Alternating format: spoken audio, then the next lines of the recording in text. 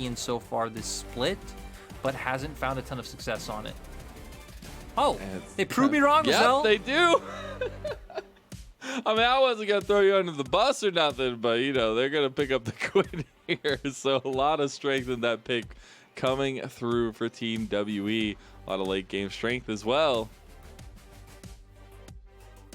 Now we are looking at what Rogue Warriors go back to, right? For Rogue Warriors, it has continuously been just counter picking in this situation. Now, without the ability to counter pick mid, you can look for a counter pick on top side, but ZWuJi has played Jace once this split, but not something he's really known for. The Renekton being taken away. I feel like Jace is probably your most solid option into this Gwen from what we've seen. The only other thing that would really jump to mind would be something along the lines of a set, which is still left open as well. Do it. Do it. Yes! He said it in the tease in the beginning. I love it. Rogue Warriors changing it up for this third game in a row. We'll take that sauce. Maybe it was a double bait the whole time, Lyric. Maybe they were baiting out the Silas so they could take over. I don't know why you would do that, but you know, that is going to be a thing. Team WE lock in the LeBlanc as their third pick as we go into ban phase 2. They will now be the team that has pressure in mid lane, so that's a pretty good thing for the side of WE. So now it should be easier to set up those plays on side lanes than it was in previous games. And WE realizing, you know, that they should be targeting out the counters to Gwen, are taking away the set that we hit on that Rogue Warriors could pick up if they were in that top side. I don't necessarily think there's anything else you really need to take away unless you are going to take away that Jace, but like we hit on, it's not something ZWuJi has played all too much of, and Rogue Warriors going to take away AD carries from Elk. He is what should be the strongest AD carry in any matchup that Elk is able to take regardless. Aphelios off the table. You would assume the next thing would potentially even be the Ashe, and then you're left in a pretty peculiar place as Team WE with what their bottom lane can pick up. Yeah, I mean, you have the Ezreal, you know, most played in the bot lane there for Elk, but it depends how it all meshes in for the team composition. You see the utility ADC and the Ashe taken away. All right, I see you. You're gonna whip out the Callista for the first time of the summer split, it seems. So WE now being the ones to all in a lot on getting ahead in the early game. They have been an aggressive team in previous series. We haven't been seeing it too much in the early game here today, coming much more online once we do hit the post 15-minute mark. For Rogue Warriors and for QiuQiu, it has been all about the Leona. I think it is his most comfortable champion. The Leona and Rakan are typically where he do trend to go. Is going to end up with this one. And then this is something we've been highlighting all day, but haven't gotten to see once. Yeah, I know. It's crazy to me, Lyric. Like, this is such a mainstay pick anytime it's available. Not going to be opted into this time either. It's the Camille coming through again for Rogue Warriors. Even though we've seen it hasn't been able to generate pressure in the 1v1 matchup, I do like Camille against LeBlanc and Callista as we get a Jarvan support coming out. You know, this has obviously been something that's popped up here and there over the past few years, so not too uncommon. Extremely aggressive in the 2v2 lane. Yeah, so WE going with this glass cannon composition, right? We're going to see them either snowball the hell out of this game, and we're going to get actually a pretty quick one for once, or it's going to be the reverse. It's going to explode early on, and Rogue Warriors should be able to coast to a pretty easy victory. Oh my goodness. I'm glad you gave us both sides of it, so there's no possibility of Castle cursing one side of that matchup, because I just think that going into this game 3, it is insane that these are the setups that we're getting. Team WE want to make it known that they need this early game. They want to take it. They want to smash this final game of the series. And Rogue Warriors able to find picks of their own that have shown strength in this series so far. It's all coming to a head here, and I love every moment of it, Lyric. It is pretty wild, right? WE go back to their training room, and their takeaway is to bring out Callista, Jarvan, give away the Sylas, ban the champion that has been countering their Sylas all series long, and then decide, hey, we're gonna just give away the Sylas. So I think pretty interesting mindset, but like you said, maybe it's the mind games upon mind games coming out from Team WE. That's exactly what I'm thinking here, as both sides ready to do battle for the final time of the evening. Team WE, they got to win this one. If you want to keep up the momentum, you want to keep up the confidence that Team WE has been able to find. They're on a 4-series win streak here. They cannot let that go down the drain to Rogue Warriors. And Rogue Warriors here, they might be out of the playoffs, but it does not matter. That spoiler role is still ever present in the LPL. Rogue Warriors versus Team WE, game number 3, all on the line for this series as we hit the Rift.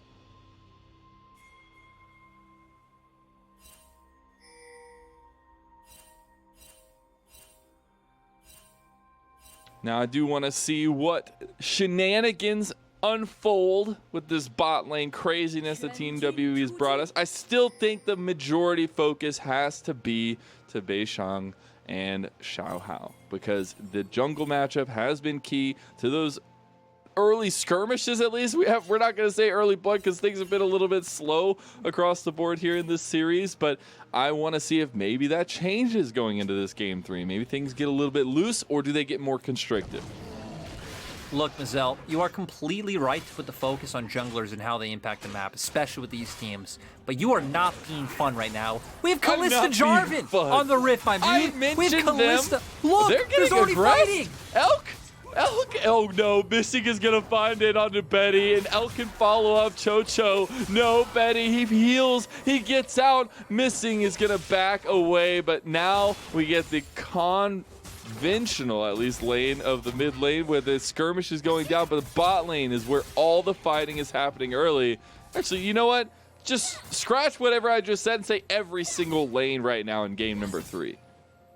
I mean, for WE, right, this is what they drafted for. They drafted really aggressive, really hard winning lanes, and this is their game plan. You know, Missing, of course, running the Airy, very standard on Jarvan support for anyone who maybe hasn't seen this before.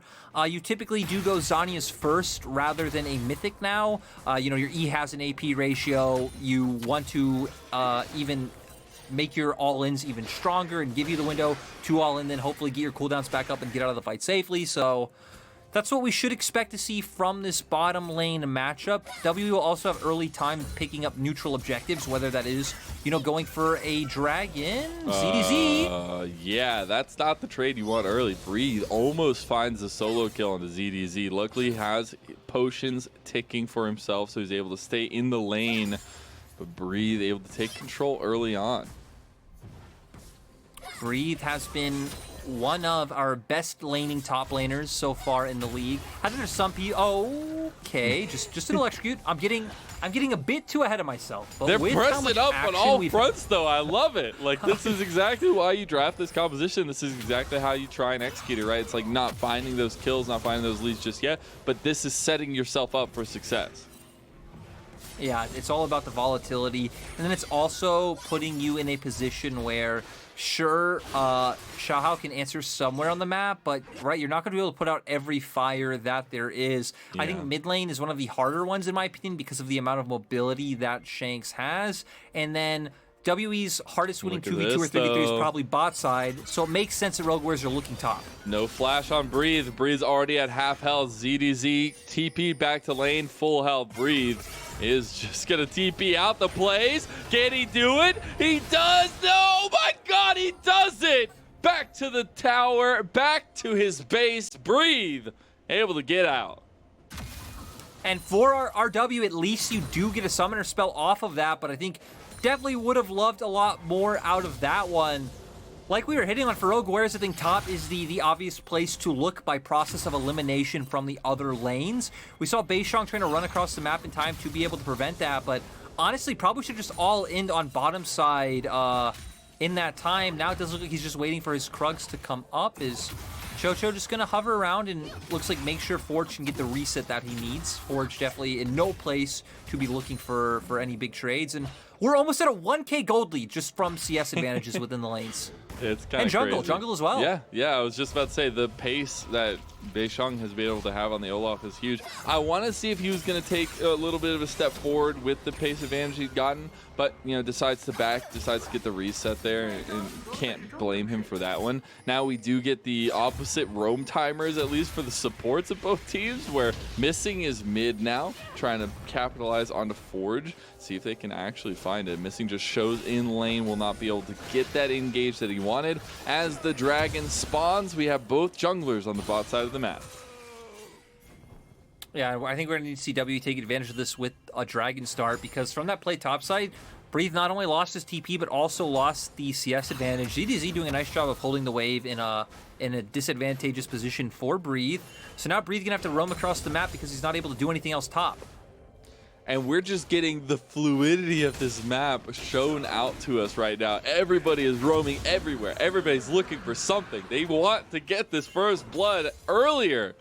But it's not going to be first blood that goes down. It's going to be Dragon that goes down just around that 6-minute mark. And it does go to Team WE. Now we're going to see WE path towards the top half of the map.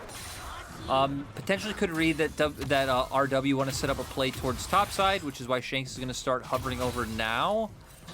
I think for WE, it would be nice if you had the agency to set up a bot side play, but with the punishment that Breathe is taking right now on that top side and you not having information on Xiaohao, I think for Beishang it is just best to finish your camps up towards top lane, make sure no shenanigans go down, and then wait for that Rift Herald spawn, because your bot lane will be able to generate pressure and prio on its own.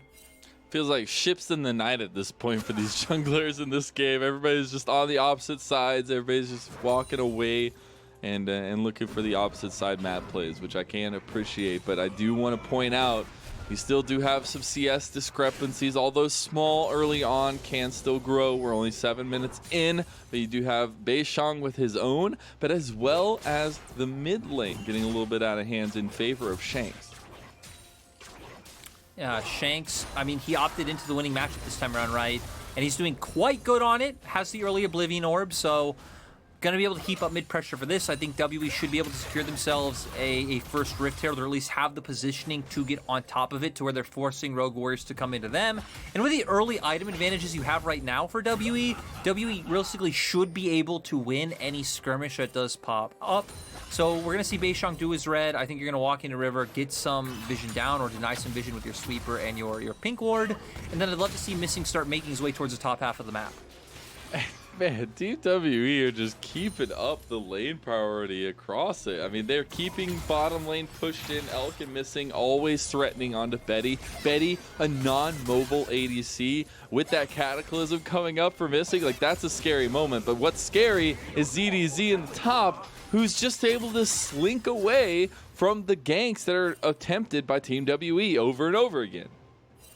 Beishang not able to hit that first axe. Maybe they could have gotten a bit more damage onto and put him in a bit more awkward of a place, but not going to do that. And with the fact that Rogue Warriors bot lane, Leona got the reset first, means that WE aren't going to just outright start up the Rift Herald right now. Missing had to go for a reset of his own. Does come back with the Lucidity Boots for more cooldown to spam that E, get those combos off more. But Cho doing everything he can to prevent this from happening with how far away Elk is from the play. But Elk will get here before He will. Betty. Yeah, Betty's still trekking it from the base there. I think they've realized that there is no hope in taking that fight in an even state. So Rift Herald numero uno will go over to Team WE. Now for WE, the question is, where are they going to use it? You have had a good time down in bot lane with your bottom lane able to take one plate so far. I think if you're able to break a turret outright with it, that is the best option that WE probably have. Not a ton of wave from the opposite side, so mid turret not being necessarily more important than it otherwise would be. Your top lane is consistently getting pushed in at this point in time. So for Beishang, would love to see that used to highlight Elk and Missing. But right now, it's actually Xiaohao who's on the bottom side of the map. Looking for a lane gank here as well. Trying to punish this Kalista J4 bot lane, but it's going to be a little bit of a tricky one to do so. It's very fun to see this kinds of matchups go through, but Rogue Warriors want to respond with something bot lane cannot do it. Gonna buy a lot of time here, but that's time that Beishang is able to get back on the map after resetting. And this is why Beishang is so far ahead in terms of CS, right? Because he has just been continuously cycling through his camps, where we've seen Xiaohao more consistently look for opportunities, but haven't been able to pay off. We've seen him look now twice towards bottom lane, spending an extended amount of time there. I'm still sad we're not seeing a bit more out from WE with the amount of pressure they've been able to generate. Their most meaningful gold lead is in mid lane, but not really doing anything with it so far. Not just yet. And it's we set this up at the beginning of Game 3, Lyric. We were talking about, oh man, TWE, they got all the weapons. Oh, it's early game. It's early game. 10.5 minutes in, I still have no blood. I'm hoping that changes soon, but you never know. I just want to see WE go bot lane. You have pressure in mid. You can already start moving LeBlanc down. And you can even do a play where you don't necessarily need to dive them or kill them, right? You can just force them off turret, drop Herald down, but they are going for the dive. That's the immobile ADC that I was talking about. And Betty misses the chains of corruption. That means you die this time around. Forge might be able to get the return. Cataclysm, Forge gets a kill. Now Elk in some trouble. He's over the wall with the flash, but does he survive? Zenith Blade flash from QiuQiu, and Xiaohao gets the kill. Rogue Warriors on the board with a couple kills. And in my mind, this is just so bad from WE, because this happened because of WE, right? I actually think the play that Elk and Missing are going for is fine, like the idea of it, but like, I don't understand why Shanks and Beishang are not hovering down towards the spot side. I don't understand why when your bottom lane is going for the stun. Yeah, Shanks was moving up towards the top lane. WE just not on the same page with what they want to do. They're not using their pressure in any way. And now, sure, they're gonna go top now that their bottom lane's dead, but this is just so slow and slow reactive out of WE. Not what you were looking for with this composition, but they will be able to find themselves something nonetheless. It looks like it could just be first tower as well going over to them. It'll be a nice chunk of change given over to Team WE to further extend their gold lead and to get Breathe out of that lane, maybe even looking for a little bit more aggression across the map altogether.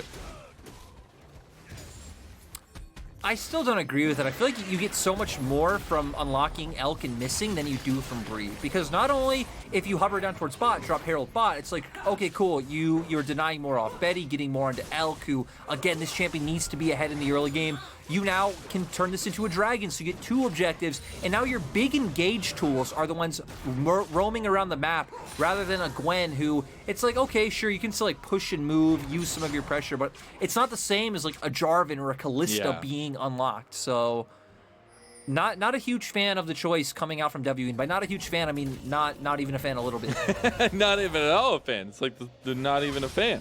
But yeah, it's a bit rough for the game plan of Team WE.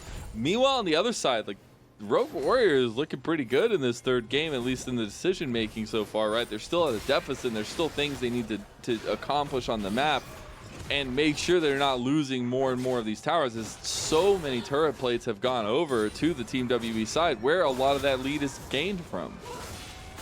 My guess is going forward that, like, if I had to make a prediction right now, which I'm not paid to make a prediction, so I don't know why I am.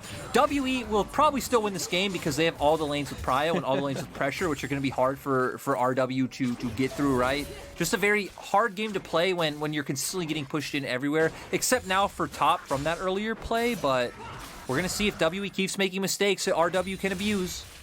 Yeah, we have both junglers down this way, as well as Shanks on the roam first from mid lane. Forge, no TP. Yeah, we do have a TP from ZWuJi. Oh, thought that Zenith play was going to connect. Missing just a little bit too quick, and the gank will not go through. ZWuJi was looking mid. You do still have the hover by Beishang between the lanes here. And it looks like top lane's just going to go back to it. Mid lane, right back to what we've seen the entire game, the entire series so far. But Beishang wants that aggression. He's going to find Xiaohao in his red buff. And the rest of Team WE here to back him up. QiuQiu wanted Elk, but can't find him over the wall with the Zenith Blade. Chains of Corruption just a little bit too late to catch Team WE as they took the blast cone over the wall. Yeah, so WE gonna get out of there still, only picking up a red buff. They do have a pretty large gold lead, so I don't want to discount necessarily what's happening. His ult comes out. He literally doesn't have anything to get out of it. You're just an immobile Varus, and he can't escape the Cataclysm without a flash. That's immediately 2 kills to Team WE, and they're taking bot tower as well. Nice to see them finally use these engage tools and use these options in mid-game to find an advantage, because at the very least, if WE can keep ballooning this gold lead in the mid-game, that's all that matters. The thing is, we're going to get so late, I think, in terms of like souls or dragons that come out, that probably isn't your win condition. Dragon and soul is a tool to force the enemy team to come into you to get fights. But realistically, with WE's comp, I feel like you need to snowball off of kills, and you need to get a Baron. So those are going to be the big things we're going to be looking towards for WE. They need a Baron to end this game, in my mind. Yeah, I do really like the response in time of Rogue Warriors able to get the Baron, or the Baron, you're talking about the Baron, the Rift Herald for themselves, but as well as that top outer tower. Now, ZDZ may be overextending here, staying a little bit too long. Actually, Team WE don't want to capitalize on it. And we're going to get a replay of what we just saw. I mean, I don't know what there's really to replay. Literally nothing you can do.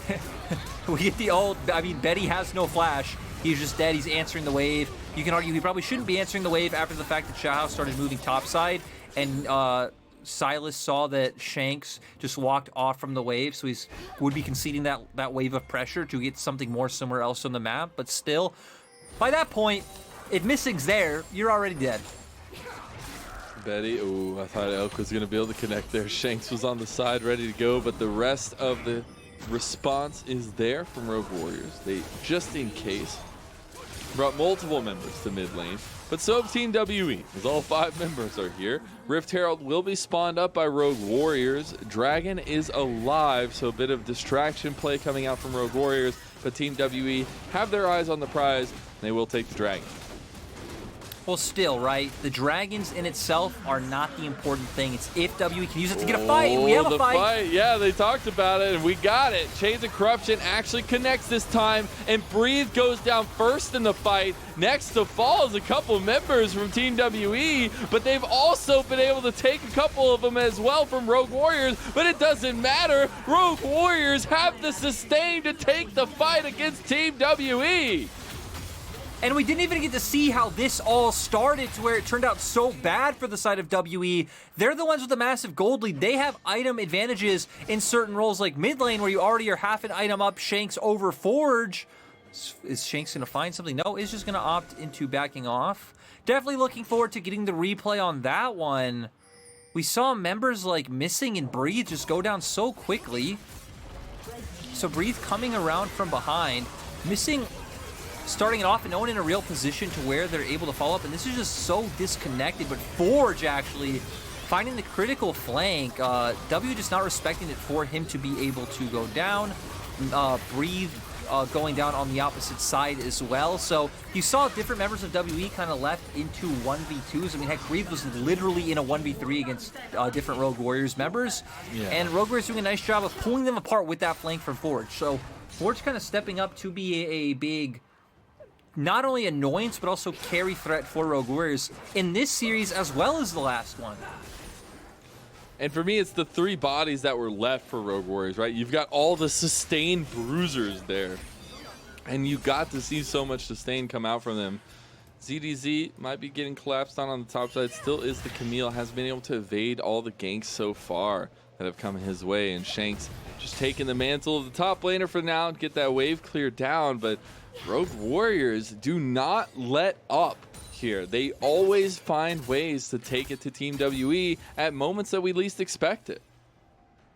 I feel like the big problem is, I mean, sure, RW are still behind in gold, but you're at a point now where your soul laners especially are going to be massive. Oh. Shanks gets a full combo onto him, only about half of his HP. He's totally fine. Nice job of ZDZ getting the passive up as well, but it's like, yeah, I don't know what you do now as WE realistically unless, oh Forge? My god, well. Oh, the burn, it's not enough. Forge gets out by a skin of teeth, but Shanks gets it in the end, and Team WE take him down. Oh, wait, Xiaohao is caught out. How did that happen? Now you lose 2 members in Rogue Warriors. We were just praising you.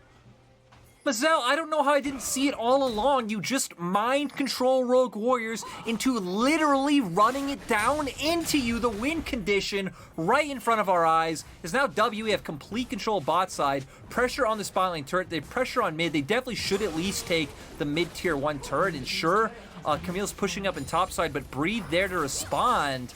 And the gold lead, which had finally closed for the side of Rogue Warriors, has once again ballooned. Ballooned for WE. Yeah, about 3.5K in the lead is Team WE now. It's going to feel really good on the back of that. Actually, 4,000 now after taking that last tower there. We're going to get the replay of what happened between Forge and Breeze. I don't know why he goes for the E into W under turret on him for the trade. I mean, Breed's still gonna have the all-in. He probably still dies, but at least has a better chance of getting out. And then when you see this going down on bot, I mean, this is the more unexcusable mistake. It's like, okay, you just saw them channel through mid, you see them bot, you cannot take your own red buff. So Xiaohao just getting punished for a basic mistake. It's still a newer player in the league, so maybe the chaos of these games is just tilting me too much and I'm being too harsh now, Mazel. You know, something is to be said about the chaos in the LPL. That's great. Maybe it's driving you a little bit mad, but some people say that madness is a good thing. I don't know who says that, but somebody might say that. As we see ZWuJi clearing out the top lane push, I have a lot of pings coming down around this Baron pit, and especially for Team WE, they have a lot of damage and a lot of potential to burn that down very quickly with the likes of the Kalista, with the likes of the Olaf and the Gwen. They would have to be very careful though, right? Because you do have a ton of different AoE damage or CC coming out on the side of Rogue Warriors, so you would really need to be just completely bamboozling them, unless you are able to find a pick first. But right now, I think the thing we're going to be looking at is Dragon. That one is coming up in about 10 seconds. So WE, as always, should be the team who are able to take this. So they're still sporting that 4K gold lead. You do have stopwatches and Zhonya's up for their side now as well. So people like Shanks and Missing have a little bit more wiggle room in terms of the engages that they are able to pick up. As Rogue Warriors are posturing for this one. Keep your eyes on Forge, though. Yeah, Forge as well as Breathe. They're on the side here. A little bit of flank angle, but a lot of damage on the Forge now. They found Forge. Oh, my God. The damage all in Gwen's court. That's Dragon's sole point to Team WE. Nice by WE to be checking on their flanks. Ooh, Shank's putting a lot of pressure, actually forcing the Chains of Corruption. Oh, bet he's too quick with the flash, but he doesn't have it for the next time around. You forced out Chains of Corruption, you forced out Flash. Overall, great sequence of events for WE. Now they can just go for the Baron that you were talking about. Yeah. You have a one-man advantage on the map. We need to be aware that Forge does have teleport up. It is going to be in about 10 seconds, but WE might just be too fast. Shanks is able to buy some time with the distance that you can cover on the LeBlanc. Now they're just going in for the fight. What is going on? The Fates call through the Zhonyas. Now he's back in the fight, and the Baron is gone to Team WE. Much better performance on the Gwen this time around from Breathe rather than in game 1. And heck, we know one reason why is because WE actually put resources into him this game, where still feel like it should have been bot lane, but hey, Gwen is OP. We're going to see here Forge walking in, WE doing a nice job of checking for their flanks. I mean, Breathe is just really able to take him down so much damage before he's even able to do anything from react. So really nice utilization of control wards and knowing how Rogue Warriors are going to look to take that fight. And I love the commitment from TW over the wall, just in case. Like I don't remember exactly if somebody got extra kill credit or assist credit on that one, because Breathe was doing a ton of the damage. But it's just the fact that they're able to follow him up with that call, right? And then that leads to Rogue Warriors not feeling confident. Yeah, I want to say there was. Beishang's axe hit him. The numbers. I think Beishang's axe hit over the wall. So it feels really good, right? Like that Team WE are looking like they're on point with the communication, with the target selection, things like that, where that has been a little bit questionable for me in the rest of this series. It's kind of funny, right? Because I feel like their decision making has still not been realistically great or even good, really, but definitely their coordination and their play. Yeah, but they're on the same page, right? They're playing as a team now. I think now, since they've been ahead, they've been doing quite well. It's only when the game was neutral, when it seemed like they were very confused on how to move the cogs of the game forward. But now with the Baron, wait, ZWuJi. He uses the Hex Tech while he's going back, and unfortunately ends up over the wall. He's still Camille, so they use the Hex shot out, but towers are crumbling here for Rogue Warriors as Team WE press forward with the Baron buff. They've still got about a minute on this, so they can continue to take down towers. And without the Hextech ultimatum, you're losing such a crucial lockdown tool to just be able to single out someone like Elk and take him out of a fight right away. So I feel like that one will be massive. Forge, though, now, with the Cataclysm, you have other ways of locking down the Callista, but it looks like WE already starting to back off from this push. It does look like it. I mean, the Baron's still about 40 seconds, but it all depends on how far you overextend here. Team WE, though, maybe they're extending too far as Betty gets a kill on the Shanks. Cataclysms are coming out here, but ZDZ's on the backside of it, and they have found it. Rogue Warriors are able to get Team WE out of their jungle. They're losing their top side of the base, though, right now, Lyric, as they are still committing to taking down the last remaining members of Team WE. Elk gets Hextech ultimatum under tower, finally taken down. They don't end up losing too much, and they take the fight. And WE didn't have any waves set up to be able to pivot towards in bot lane, so they were just sitting in the enemy jungle. And Rogue Warriors made the right choice, right? When you have a team pushing you on different sides of a Baron push, you just need to choose to give up one side and all in on the opposite flank. So they catch them out in transition. They do use the engage tools that they still have available in QiuQiu and Forge. And you're just all locked in the Cataclysm. You have no teleport on Breathe, and it leaves W to where they're doomed. Really nice by Elk. Gets missing out of there, does flash over as well. But Rogue Warriors just have so much mobility. They're able to wait out the cooldowns and then be able to take down Elk as well. Sadly for Breathe, not able to get that turret up in topside. Maybe could have been a bit more worth, but hey, at least Rogue Warriors, no objective on the map for them to take. But seriously, Mazel, I hope someone has been counting the number of like throws in this series because we've got to be close to 10 now. It's been really back and forth. Every game, too. It's not just one. It's not just this one. It's every single game has been nutty. We're going to see QiuQiu take a decent amount of damage from Shanks there. We're setting up for the Dragon. About 15 seconds for Soul of Team WE. Rogue Warriors do not want to let that happen. QiuQiu about half health here. Forge in the pit already. As Team WE realize that they're a bit split, so they commit onto Forge, but Forge goes golden. Now the rest of Rogue Warriors are here. Forge still makes it out of the fight, and now you've got Betty popping shots as well. Nobody's able to focus him. Finally missing is turning on him, but the members of Rogue Warriors' health bars are getting so dang low, and there's the gold lead you wanted, but it's Team WE who use it to smack Rogue Warriors. It's very crucial that they were able to single out Forge early on. Honestly, the fight almost turned into Rogue Warriors' favor just for the fact that Breathe, who is probably the strongest team fighting member on the side of WE, continued to chase him out from the fight. But the second that Breathe is able to rejoin, it is just such a convincing win for the side of WE. They're going to be able to get their waves back in order. You look top, and that one's pushing in right now, but nothing else on the map. As we see here in the replay, them get onto Forge right away. Missing Breathe and Shanks all ending right on him. Breathe chases him down, but it leaves the other members of WE a bit vulnerable, which is why some are going to be taken down. They are fighting without a lot of key tools. Shanks using his full combo, missing now, no Cataclysm, but still, we see here once the Gwen gets involved once again, it is an easy fight for the side of Team WE. Yeah, it's getting easier and easier, seemingly, for Team WE to execute those fights, to find those picks as well, and it's been Forge who has been the main focus.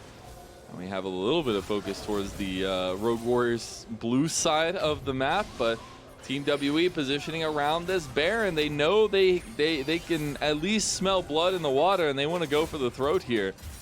They are continuing to press up into Rogue Warriors. Rogue Warriors still have all their members up towards this way, but we saw how quickly that Baron fell last time, and they're already starting it up. Yeah, they're trying to bait Rogue Warriors in. Rogue Warriors were doing the correct thing of pushing down mid lane. We're gonna see now, keep your eyes on Breathe. I think keep your eyes on Shanks. These soul laners are so crucial. Missing, gonna go in, already have health, already down. That's not a tanky frontliner, as now you gotta watch out. Chains of Corruption on top of everybody here. Is this the fight, the AoE that Rogue Warriors wanted? Team WE's health bars are just too thick, my dude. You just can't take them. Betty is still alive, able to take some shots here, but Shanks is still there, Elk is still there, and Rogue Warriors are on the wrong side of the map. Shanks goes back over, finds a decent amount of poke, but it looks like things will calm down for the moment. Big plays from both sides. Oh no, I was gonna say, Betty, you're in some trouble here. You're just a poor little Varus, and you get exploded by Shanks. The next to fall will be Xiaohao, as that's an ace for Team WE. And I really like how WE realized that they can just keep playing off Shanks' cooldowns, right? Because you never need to put yourself in engage range or lethal range for the members of RW to be able to turn back onto you. And they're going to be able to secure that off this one. And I love WE in there. Beishang going to go straight for the Baron. We're going to see here, Missing having a bit of an XD moment, goes in. Doesn't even hit anyone with his EQ combo. It gets taken down right away. I don't know if Zhonya's wasn't up. Then we're going to see Rogue Warriors just keep forcefully pushing their way in. The needlework being the big thing to do a lot of work here for the side of WE. Also really nice distortion to come out from Shanks, but immediately Breed's going to get taken away once Forge and Xiaohao do all in. Then this is where we're going to see WE realize here they don't necessarily need to get in range for RW to commit. Xiaohao maybe can if he tags you with his W, but that's about it. So Shanks and Elk can keep playing off their ranges. Elk extremely ballsy with that flash in, but hey, it secures the kill. And it's maybe secured the Baron once we come out of the replay. It did. We saw it in the picture-in-picture. The Baron was secured by Team WE. Again, they're pushing mid lane right now as we speak. They want to break down this inhib tower. They want to unleash the super minions into the mid lane. And there's no real response right now from Rogue Warriors. That's just going to go down. Oh, Mazel, are we finally going to get an endgame here? My gut says no, because it would just feel too... I don't want to say sweet, but it would feel too something for the game to actually end right now. Life doesn't work that way. We're going to see WE now default back to the top side. They've Baron, so they're going to be playing off multiple lanes. We're going to be watching for Rogue Warriors to do a similar play to last time. You need to give up one lane of pressure and all in on the opposite side. So maybe that forces WE to just do a 5-man push in one lane rather than just committing to this 2-lane setup. And I will say we're at a point here, Lyric, where like it's almost circling around a 10,000 gold differential in favor of Team WE, and that's why like some of these fights are so neck and neck, and Rogue Warriors look so good. But in the end, like the health bars, the items, the stats are just there for Team WE. And it's moments like this where you can maybe catch somebody overextending in the side lane or in these split push moments that you can find that and then take whatever afterwards. But it's so hard when Team WE are seemingly playing so calculated. And I really like the way Shanks has been playing these last few moments as well, where he's like kind of going over the wall and putting pressure and threatening you and forcing out key abilities. So going to sync up their 2 waves. This is really good for WE. Someone's going to have to go and answer that mid wave. So Breathe. Oh my God, Shanks, that damage. That's a lot from the LeBlancs at F5, 1, and 7. The item spikes are there for Team WE. And it's literally just like you've got 40 seconds of the Baron, so maybe not so much anymore, but it's like if one overstep comes out from Rogue Warriors, if WE feel confident, they end the game off of this. So you've got to be careful of your decisions as Rogue Warriors. You cannot let that happen, as their second inhib of the game is going to go down. Team WE are going to take that top one as well as the mid. Now they're working on bot as well. Triple inhibs would be doom for Rogue Warriors, and look, that's what's going to happen. I don't know if the engage comes out. Xiaohao is there. Crescent Guard comes out. Now they're getting the split engages. ZDZ went in. Now Chocho goes in as well. It's just so split from Rogue Warriors. And what did I say, Lyric? One member goes down. Team WE do not give up. They're looking for the towers. They're looking for the kills. Elk is there as well. Oh my God, do they turn this? No, the damage is too much. Xiaohao is there, but Sterek's cage saves the day. The Nexus towers are going down to the minions, and you've got the rest of Team WE making sure that happens. The series is over, and Team WE take it 2-1. That was a wild ride massive congratulations to WE for being able to pull it out in the end. Massive thank you to all the fans who stuck with us through these games, because they were something else. But WE found the gold lead that their composition really needed, and at the end there, right, Rogue Warriors had to go for the engage, because Rogue Warriors have two options. They either wait it out, then WE back off to Elder. WE get Elder for free because you just have too many supers flooding into your base. You fight anyway, or you just fight there. So either way, you're going to flip a coin where you have like a 0.1% chance of winning regardless. So screw it. Do it right now. If you lose, you get to go eat your dinner like 1 minute faster. So, nice job by Rogue Warriors. I mean, this series is back and forth. I honestly feel like there aren't a lot of great takeaways for WE, who now move up to a 5-series win streak, but at the same time, this one was a very shaky one. I think there's going to be a lot of review and a lot of like key points where you can point out of like where you could have like maybe focused on the map differently or played some situations quite a bit different. I don't think really like mechanics or outplays or anything like that were a deciding factor in the series. It all came down to the decision making that these two teams were opting into.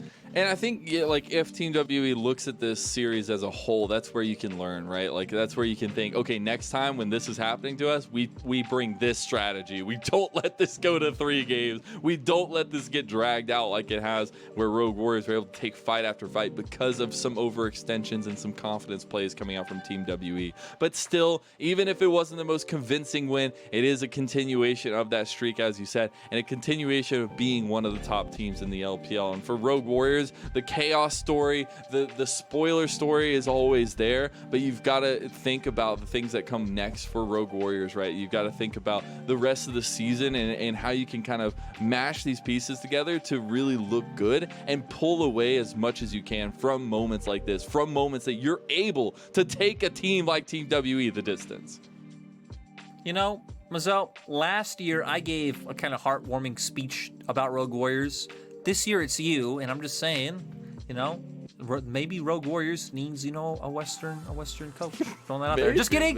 But we saw for Rogue Warriors that I don't know, man. They had some good plays when they were able to get pressure in their mid lane.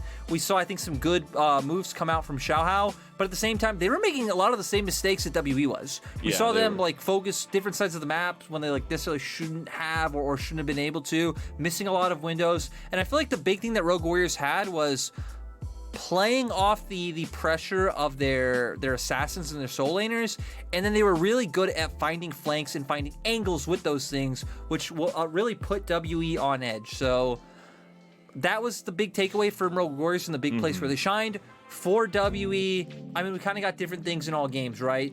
Game 1 and Game 2 realistically came down to mistakes on both sides. And then Game 3, it's really cool to see WE have the confidence to pull out this kind of composition where you do just have a bunch of pryos in a really strong mid game. It almost fell flat, but at the end of the day, they were able to prey on some of the mistakes that Rogue Warriors kind of just threw at them. We remember the play was down in bot and then in enemy jungle where they got a kill onto, I believe it was Forge and then Xiaohao, and that really just opened up the game for WE. So WE preyed on mistakes today. Not sure if they'll be able to do it going forward. Their next series is up against IG, so maybe that's possible. But for WE, you end the split on RNG and top esports. So a little bit scary. Hey, you got to be happy you picked up the win here tonight.